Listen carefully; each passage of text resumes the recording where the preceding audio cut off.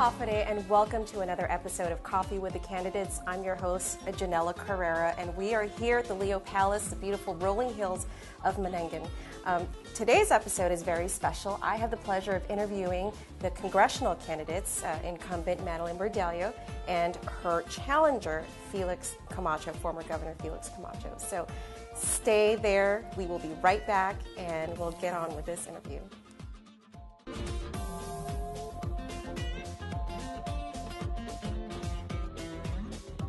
Welcome back to Coffee with the Candidates. Again, I'm your host, Janella Carrera, for this episode. And our first segment is with incumbent Congresswoman Madeline Bordallo.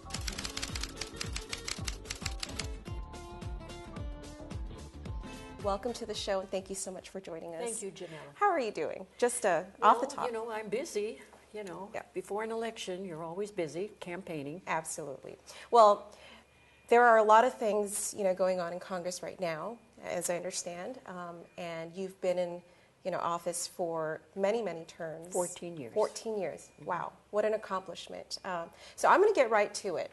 I'm going to start off with one of the most obvious, efforts that you've had during your tenure, and I know that it's at the top of your priorities, and it has been war reparations. Yes.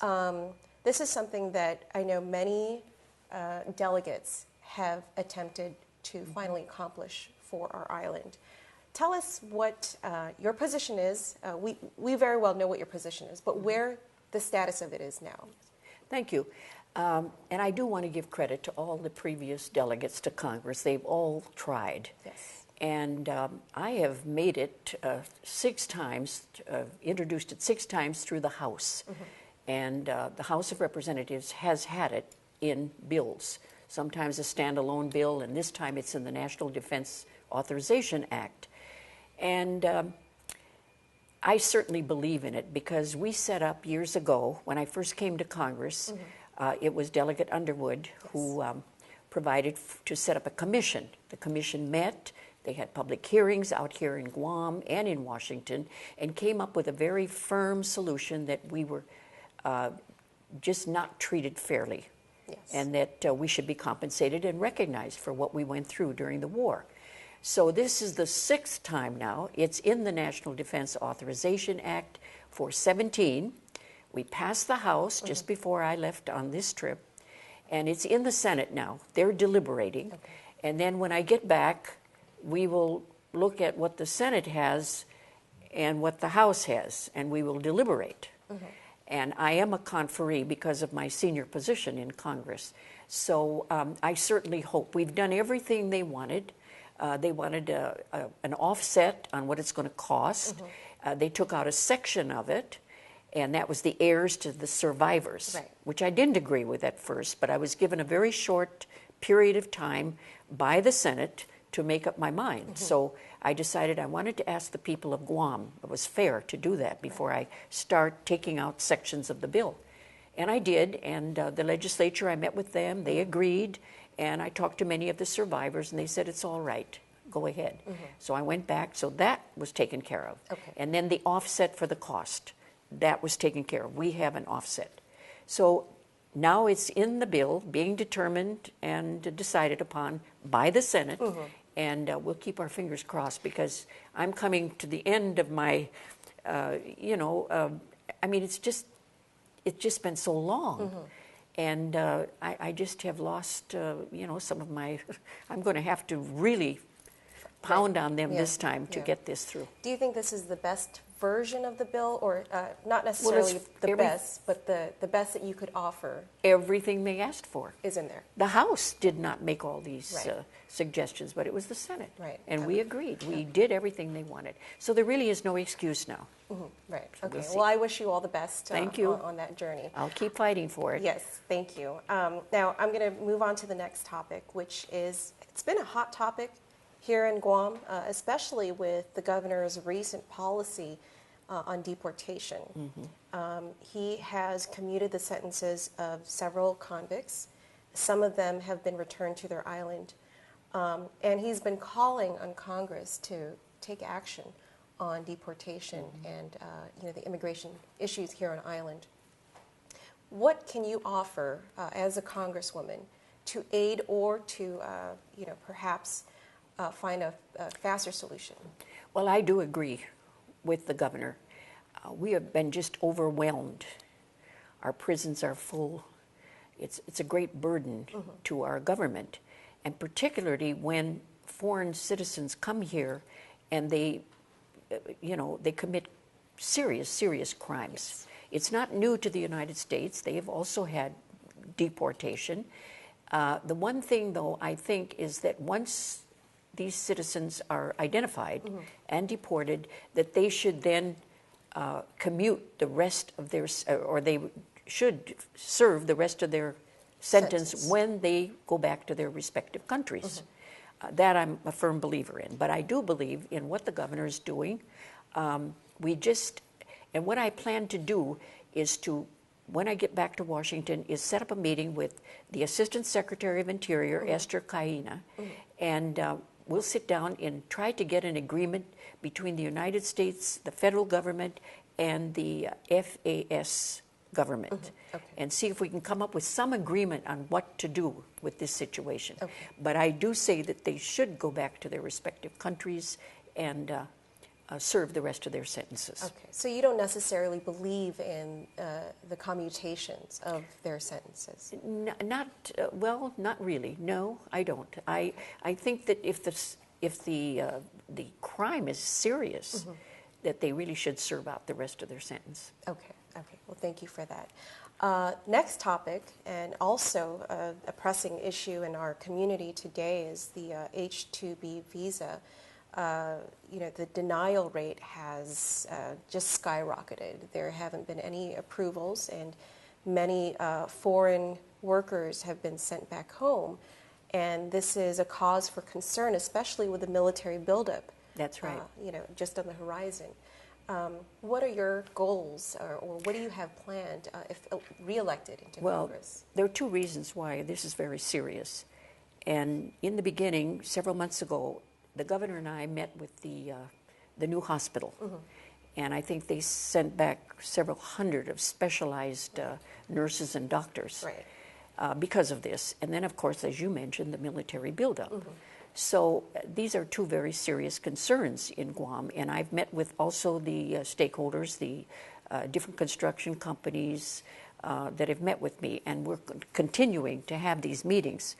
Now, I feel that, and it is, by the way, we do have an amendment in the National Defense Authorization Act again, and this amendment calls for flexibility for the U.S. Customs and the Immigration Services to renew their H-2B visas on Guam for military construction and for health related issues. Yes. Okay. So that's in the bill now, pending, again, just as the war claims is. Now, if that amendment passes, how will that help with the H-2B visa renewals? Well, at least they're going to be looking at it, And then, of course, we want to continue to meet with the stakeholders here, the construction companies and the health officials.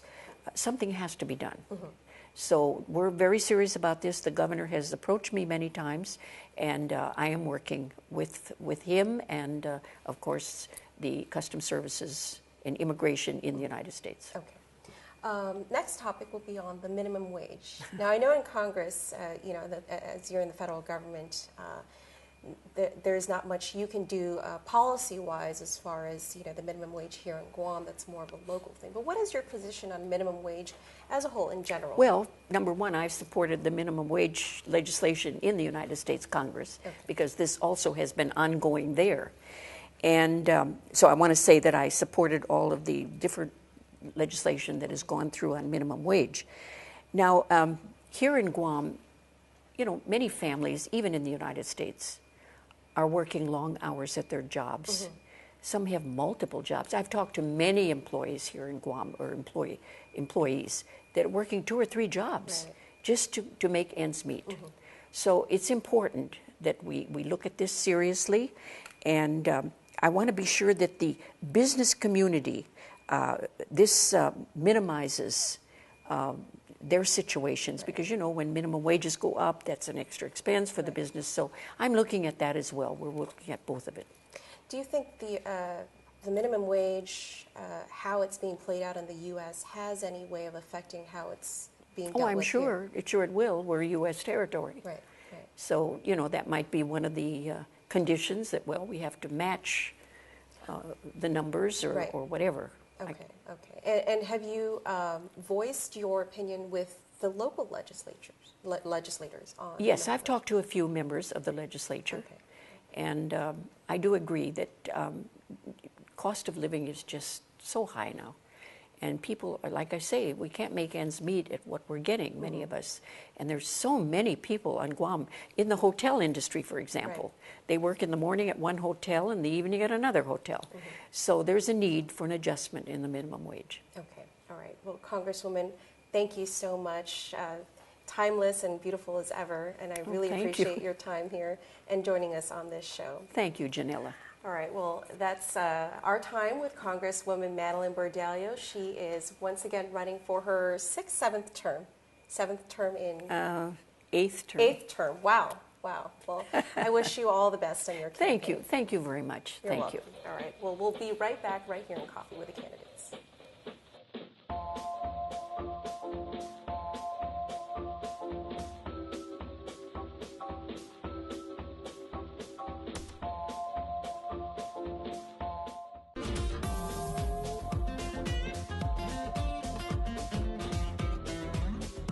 Hafide, and welcome back to Coffee with the Candidates. I'm your host, Janella Carrera, and joining me for this segment of the show is Governor Felix Camacho.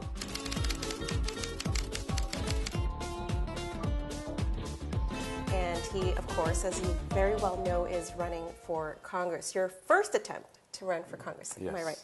Okay. Correct. It's a very interesting effort to take up that seat, to try to take up that seat. The Congresswoman, the current Congresswoman, the incumbent, has been in there for 14 years.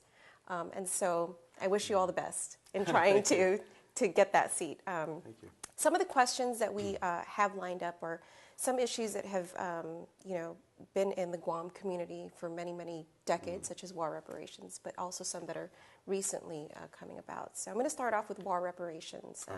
I know this is an effort that's been on the Congresswoman's priority for many, many years, as well as her predecessors. As a congressman, if you are elected, how would you try to continue those efforts, and what would you do, if any, differently or to try and accomplish that mission? War reparations is certainly a very important topic to our people. We have a generation of survivors that, my mother being one, my father passed away. My mother's 88 years old. Wow. And so the generation of survivors from World War II over time continues to diminish. And I believe it's very and critically important to our people that as long as there's a possibility to make the case that we must continue the effort. As you clearly noted, the efforts go back to even Congressman Wampat. And the genesis and initiative of this, of course, began with the legislature. With the United States abandoning really the opportunity to pursue war reparations from Japan by its forgiveness of that, it then became a responsibility of the United States. All the congressmen from Wampat to Blas to Underwood to Bordallo have continued to pursue this. In 2009, there was an opportunity. It was presented along with, basically, it was also for to settle some claims and provide for survivors of veterans of war, prisoners of war specifically. And it gained a lot of traction because of John McCain. In 2009, the opportunity came to provide war reparations, but unfortunately, to the dismay of our people, it was denied and declined and rejected by Congresswoman Bordallo.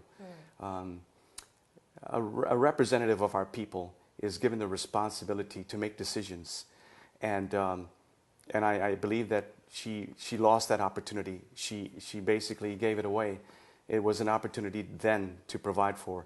And then if there was a need to pursue more, for example, for the heirs, because that was not inclusive of it, then you could make a second effort. But it was given, and it was pushed away. John McCain still sits there. And I intend to work with my relationship that I have with former governors that served, contemporaries of my time, that are now in both the Senate and the House. Oh, okay. I also served as a surrogate for the McCain-Palin campaign, representing Asian Pacific Islanders in the campaign effort. I was a speaker, circuit speaker for him as a surrogate. And so I will do everything I can in my power to continue, because as long as there's a possibility to pursue this, then we ought to. There's one very interesting thing that has just occurred. As you know, the Congress overwrote the veto of Obama, and it was allowing the citizens and survivors of 9/11, the terrorist attack on America, to now sue countries that were involved in that terrorist act. Specifically, media has pointed to Saudi Arabia. Right. And of course, warnings have come that should you pursue this, there will be severe repercussions.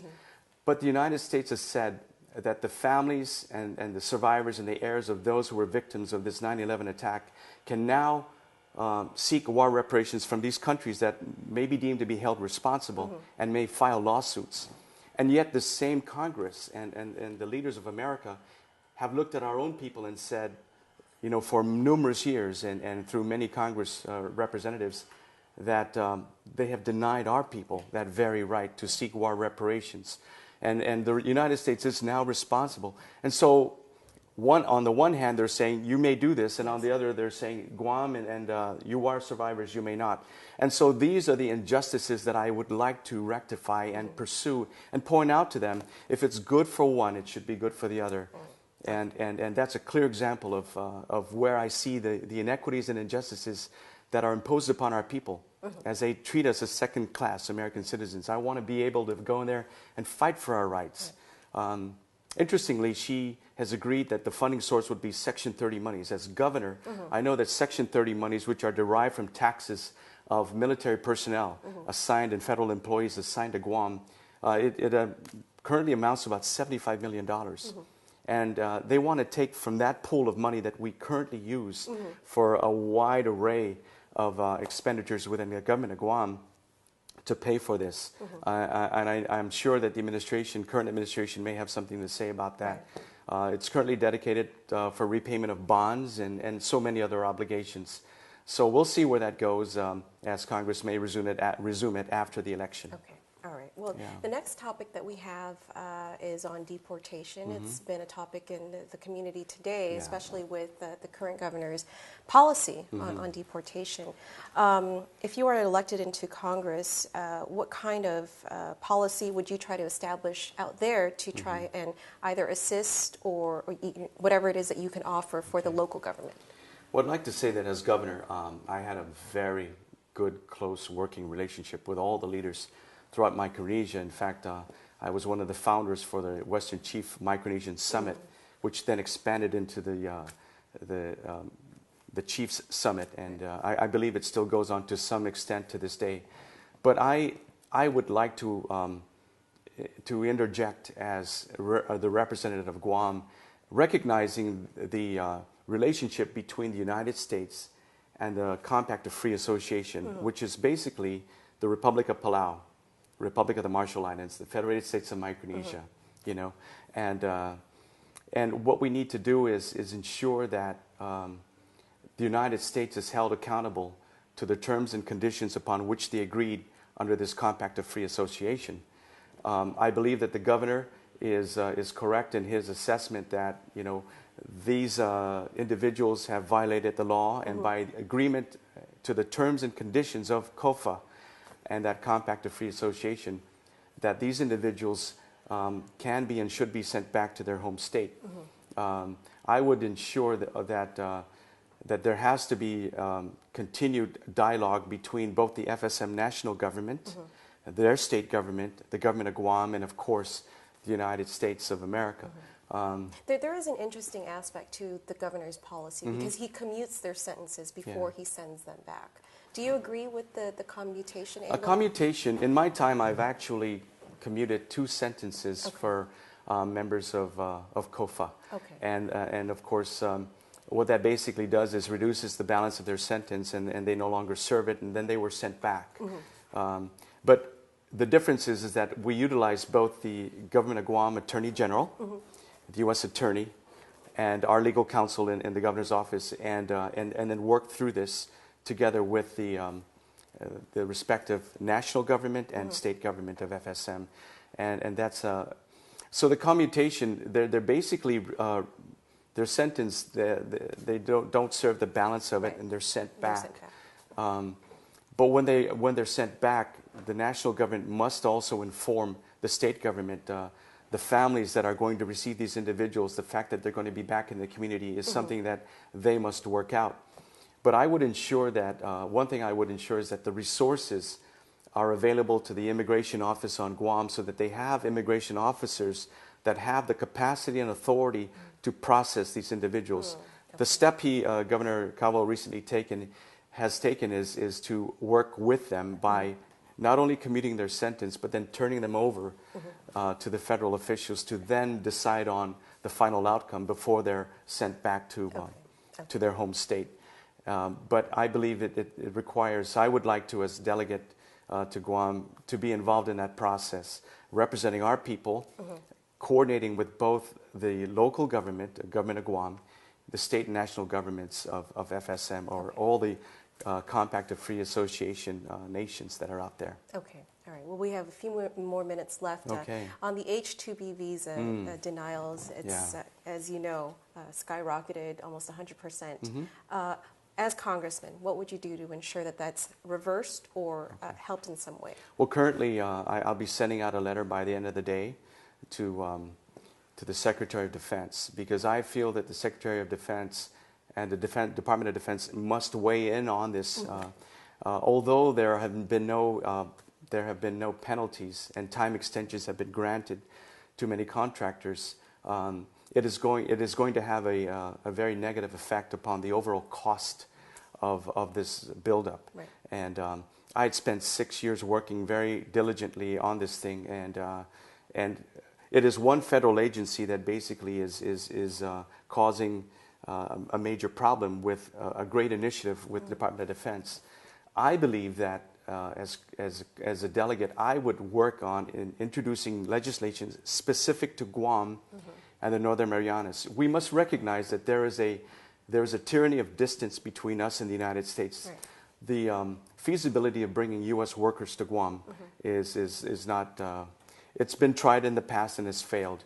The ability for Guam to organically generate and produce enough skilled labor that is necessary for both the local and civilian and military communities is not sufficient. Historically, we have always had to have a combination of both local, hired, and trained workers together with foreign workers to take care of all of the projects, both inside the fence and outside the fence line. So I believe that we must make a specific designated worker for Guam, a contract H-2B foreign worker. It should be the H-2G, H-2 Guam worker, specific to the Marianas. And in so doing, then we don't deal with national caps. We don't have to deal with exemptions. We don't have to deal with timelines. And we can recognize the unique situation for Guam and ensure that our people are taken care of. I do want to make one other point, is that even currently with extensions that are applied for, or renewals, or if not extensions, new applicants, the Government of Guam Department of Labor currently charges about $1,091 for the identification fee. I propose that also Gov Guam consider prorating that, because if they're going to be extended only for a few months, instead of paying a full annual fee of $1,091, it should be prorated on the extent to which they will be allowed to stay here. But again, we have to recognize that this is what happens a lot within the federal government. There may be a national program, but as those programs apply to far-flung territories like Guam and the Northern Marianas, we come across the situation of trying to put a square peg into a round hole, and it just doesn't fit. And we have to be diligent in ensuring that we protect the best interests of our community and our people. Okay. All right. Well, thank you so much, Governor, for that. And Most welcome. A lot to say, so thank you. We're out of time? Yeah, we are out of time. But that's okay. And again, this is Governor Felix Camacho joining me on this episode of Coffee with the Candidates right here at the Leo Palace Resort in Menangan Hills. Thank you for joining us on the show, and we'll see you again next time. This is Wasi.